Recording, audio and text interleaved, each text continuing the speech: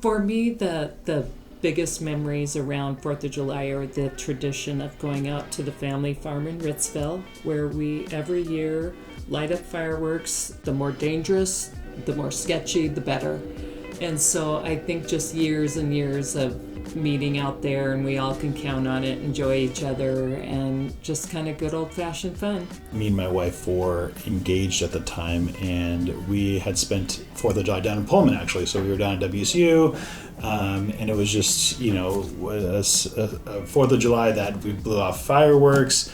It was just me, her, and a roommate. It was just really quiet and easy, but it was just a very memorable time, in college, kind of graduating, and just had, a ton of fun, just the three of us, because Pullman was dead at the time. There wasn't very many people there because there was no students there. But so I just bought a bunch of the mortars and did them right, on our, there was a big flat top that we had, and it was, looking back, maybe a little dangerous, but it was a lot of fun, and I put on a good show for my wife and her roommate, so.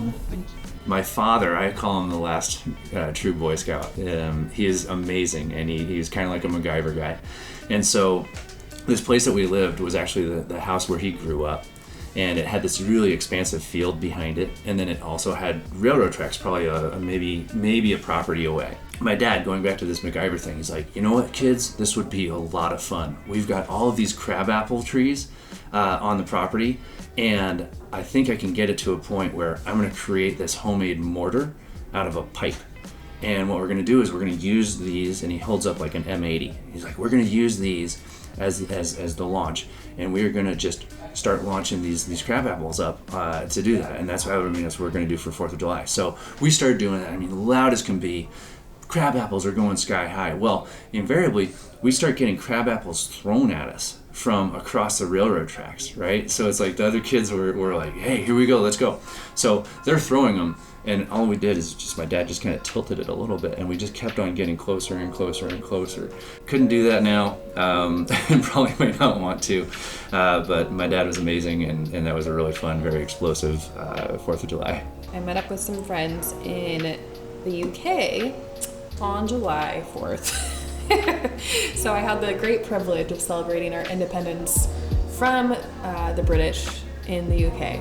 I think it was pretty fun to jaunt around that country on that day. So that's the one I recall. I grew up in Florida, and one of my best memories from the 4th of July is seeing the static lightning storms every evening. Yeah, so the static lightning doesn't look to come from the ground. It just lights up the clouds, so they're kind of glowing and just lighting up here and there, and it's really cool. I don't know if it's the fireworks that make the static lightning storms, but they're very beautiful every 4th of July. Since having kids, I have just been thrilled to watch, especially the excitement of my now 4-year-old son, watching my son CJ play with sparklers, and just the faces and the excitement every time we shoot off one of the small fireworks. I just get such joy out of that, and I'm sure I felt the same way as a kid, but it's really neat just to see the energy and the excitement with all the littles now as they really enjoy everything around 4th of July. 4th of July memory for me is my friends near the Tri-Cities where I grew up had a family orchard. So it was a lot of trees, very well watered, not dry, and we would go camping out there and have some fun with the fireworks. One day in particular, we had, it was like a block of, think like bottle rockets without the stick. I think it was like a Saturn battery kind of thing. And we lit it off. There were like many little fireworks shooting out of this thing, and it got knocked over. And then it started shooting at us, which required evasive action, hiding behind barrels and tents and trees just to get away from the barrage of fireworks, until somebody brave enough and with gloves was able to pick it up and put it in the bucket of water that we had nearby. So as a kid, we'd always go out to Long Beach, Washington, where my grandparents had a house on the coast. And it was one of the craziest experiences I remember from childhood.